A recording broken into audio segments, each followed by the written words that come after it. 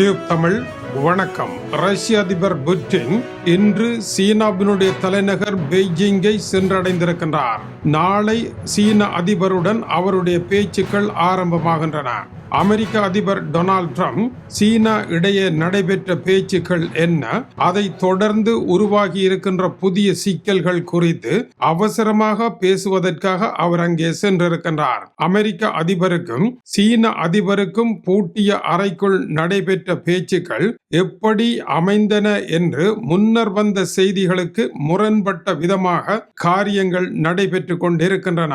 இதில் ஓர் அங்கமாக சீனா சென்ற அமெரிக்க தூதுக்குழுவிற்கு சீனாவினால் வழங்கப்பட்ட அத்தனை பரிசு பொருட்களும் விமானத்தில் ஏறுவதற்கு முன்னதாக அமெரிக்க தூதுக்குழுவினர் அருகில் இருந்த குப்பையில் வீசிவிட்டு விமானத்தில் ஏறி புறப்பட்டதில் இருந்து சூறாவளியாக இருக்கின்றது. அடுத்து நடைபெறப் போகின்ற சம்பவங்கள் சாதாரணமாக பேசி தீர்க்க முடியாத இடத்திற்கு போயிருக்கின்ற ஒரு இக்கட்டான சூழ்நிலையில் ரஷ்ய அதிபர் இறங்கி இருக்கின்றார். அதே நேரம் அவசரமாக 67,000 படை பிரிவினரை உடனடியாக அழைத்து 3 தினங்களுக்கு அணுகுண்டை ஏவுவதற்கான உடன் பயிற்சிகளை செய்வதற்கான உத்தரவை பிறப்பித்துவிட்டு அவர் சென்றிருக்கின்றார். இந்த படை பிரிவினர் அணுகுண்டுகளை நிறுத்துதல், உடனடியாக ஏவுதல் என்று தாக்குதலுக்கான முற்று முழுதான தயார் நிலையில் இருக்க வேண்டும் என்று உடனடியாக பணிக்கப்பட்டிருக்கின்றார்கள். இதனால் நிலைமை எங்கோ பிழைத்து விட்டது, சூடாக இருக்கின்றது.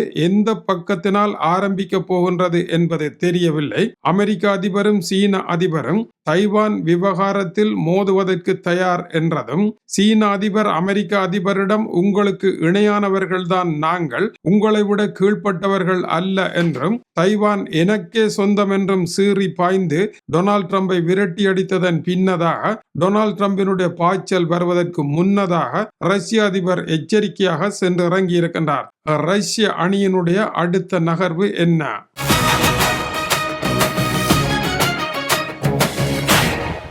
ரஷ்ய அதிபரும் சீன அதிபரும் பேச இருக்கின்ற விடயங்கள் என்ன? வெளிப்படையாக வந்திருக்கின்ற முக்கிய விடயங்களில் ஒன்று, 2 நாடுகளினுடைய பொருளாதார பிரச்சனைகள் என்ன? சீனா பெரும் பொருளாதார பிரச்சனையில் இருக்கின்றது. போரினால் ரஷ்யாவினுடைய பொருளாதாரமும் ஆபத்தான நிலையில் தான் இருக்கின்றது. இருவரும் எப்படி பொருளாதாரத்தை காப்பாற்றலாம் என்பதை பேச இருக்கின்றார்கள். இரண்டாவதாக, பிராந்திய அரசியல் யாரும் எதிர்பார்க்காத இடத்திற்கு வெடித்து சிதறுகின்ற இடம் நோக்கி சென்றிருக்கின்றது. என்னதான் செய்யலாம்? இதையும் பேச இருக்கின்றார்கள். மூன்றாவதாக, சீன அதிபருக்கும் அமெரிக்க அதிபருக்கும் பூட்டிய அறைக்குள் நடைபெற்ற உரையாடலும் அதனால் வெடித்து சிதறிய விவகாரங்களும் உண்மைகளும் என்ன? சீனாவினுடைய பரிசு பொருட்களை எறிந்து செல்லுகின்ற அளவிற்கு அமெரிக்காவிற்கு என்ன நடந்தது என்பதை ரஷ்ய அதிபர் விசாரித்து அறிய வாய்ப்புகள் உண்டு.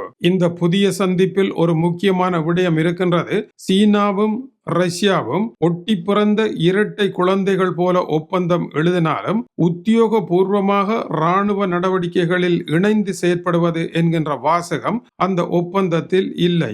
அது பகிரங்கமாக அறிவிக்கப்படவும் இல்லை. இந்த இடத்தில் பாதுகாப்பு விவகாரத்தில் மேலும் ஒரு படி இறுக்கமாக புதிய ஒப்பந்தம் ஒன்றை எழுதுவதற்காக ரஷ்ய அதிபர் சென்றிருப்பதாக தெரிவிக்கப்படுகின்றது. சீன அதிபரும் ரஷ்ய அதிபரும் சந்திக்கின்ற இந்த சந்திப்பிலே பேசப்பட உள்ள விடயங்களில் மிக முக்கியமாக தைவான் மீது போர் வரப்போகின்றது.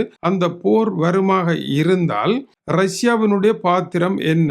ஏற்கனவே ரஷ்யா சீனாவின் பக்கமாக நிற்பதாக அறிவித்தாலும் கூட, வடகொரியாவும் அப்படியே அறிவித்தாலும் கூட, இந்த இடத்தில் ரஷ்ய படைகளினுடைய பாத்திரம் என்ன என்பதை அவர்கள் பேசுவார்கள். இதில் இரண்டாவதாக ஒரு முக்கிய விடயம் இருக்கின்றது. ரஷ்யாவினுடைய அதிசிறந்த படைகள் இப்பொழுது சீனாவிற்குள் தான் நிற்கின்றன. தைவானை சீனா கைப்பற்றுமாக இருந்தால் அல்லது தைவானுக்கு எதிரான போர் வருமாக இருந்தால் சர்வதேச ரீதியாக வரக்கூடிய எதிர்வினைகள் என்ன, அதை எப்படி எதிர்கொள்வது என்பதற்கான அனைத்து பயிற்சிகளையும் சீனாவிற்கு வழங்கி கொண்டிருக்கின்றது ரஷ்ய ராணுவம் என்று கூறப்படுகின்றது. இதற்கான தகவலை அமெரிக்காவிலிருந்து ஸ்டடி ஆஃப் வாரும் ரஷ்யாவிலிருந்து நிபுணர்களினுடைய கருத்துக்களும் வெளியாகி இருக்கின்றன.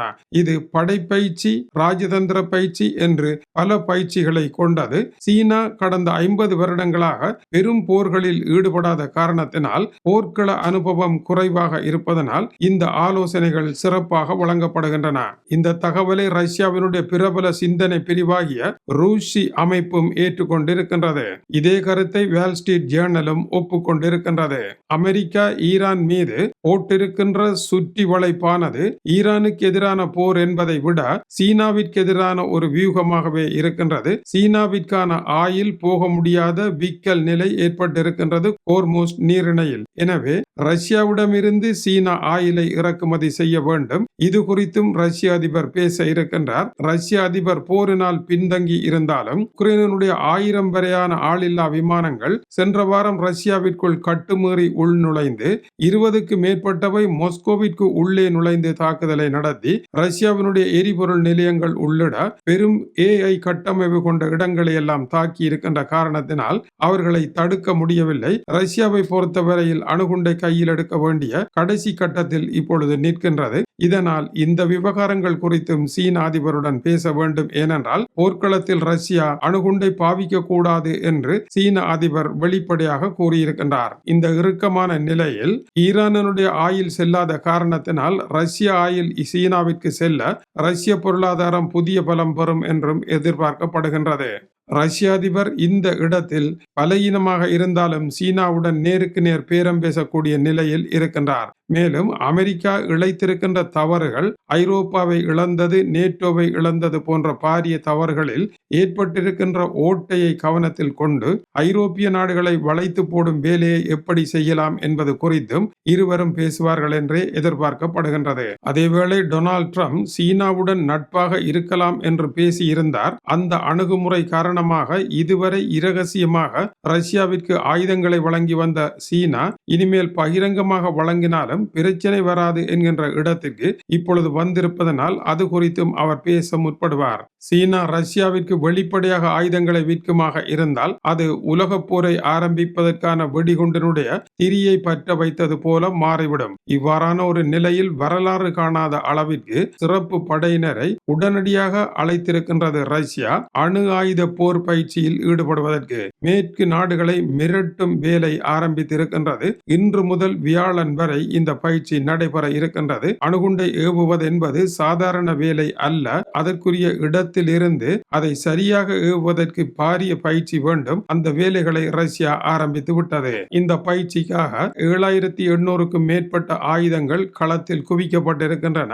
200 ஏவுகணை ஏவுதளங்கள், நடமாடும் தளங்கள் கொண்டு செல்லப்பட்டிருக்கின்றன. 140 போர் விமானங்கள் இறக்கப்பட்டிருக்கின்றன. 73 அதிநவீன போர்க்கப்பல்கள் களத்தில் வந்து சேர்ந்திருக்கின்றன. அணுகுண்டு தாங்கிய 13 நீர்மூழ்கி கப்பல்களும் தயார் நிலையில் நிற்கின்றன. இவ்வளவு காரியத்தையும் ரஷ்ய அதிபர் எதற்காக செய்துவிட்டு சீனா சென்றிருக்கின்றார்? உக்ரைன் போரொன்றை தொடங்குவதற்கு முன்னரும் இவ்வாறான அணிவகுப்புகளை செய்துவிட்டு அவர் சீன அதிபரிடம் அனுமதி பெற சென்றது குறிப்பிடத்தக்கது. இப்பொழுதும் அவர் வேறொரு போரை ஆரம்பிக்க போகின்றாரா? அதற்கான அனுமதியை தேடி சென்றிருக்கின்றாரா என்பது கேள்விக்குறி. மத்திய கிழக்கில் வெடிக்கின்ற போர் ஆபத்தானதாக அமைவதற்கான வாய்ப்புகள் உண்டு. காசாவில் ஒரு போரை நடத்தி கொண்டு திடீரென சிரியாவிற்குள் படையை நகர்த்தி சிரிய அதிபரை தோற்கடித்த சம்பவம் ரஷ்ய அதிபருக்கு தெரியும். ஈரானுடைய போரை வேகப்படுத்தி கொண்டு சமகாலத்தில் ரஷ்ய அதிபருக்கு எதிரான வேலைகளையும் செய்யக்கூடிய சூழல் இருக்குமா என்பது குறித்து அவர் அச்சமடைவதற்கான வாய்ப்புகள் உண்டு. இந்த போரானது பலவேறு சதுரங்க பலகைகளில் ஆடப்பட்டு கொண்டிருக்கின்ற ஓர் ஆட்டமாக இருப்பதனால் சரியாக அடையாளம் காண முடியாத நிலையில் ரஷ்ய அதிபர் இவ்வாறான வேலைகளை செய்கின்றார் என்ற கருத்துக்களும் உண்டு. இந்த இக்கட்டான நிலையில் கிளைமேக்ஸ் காட்சியை அனைவரும் நெருங்கிக் கொண்டிருக்கின்றார்கள். அடுத்த செய்தியாக ஏஞ்சலா மேர்க்கல் ஐரோப்பிய தலைவர்கள் இழைத்த தவறுகளை கண்டித்து அமெரிக்காவில் இருந்து வரும் பொலிட்டிகோவிற்கு வழங்கி இருக்கின்ற பேட்டி வெளியாகின்றது. பார்க்க தயாராகுங்கள். இது டியூப் தமிழனுடைய உலக செய்திகளுக்காக டென்மார்க்கில் இருந்து கீசே துறை. வணக்கம் உறவுகளே. No corruption,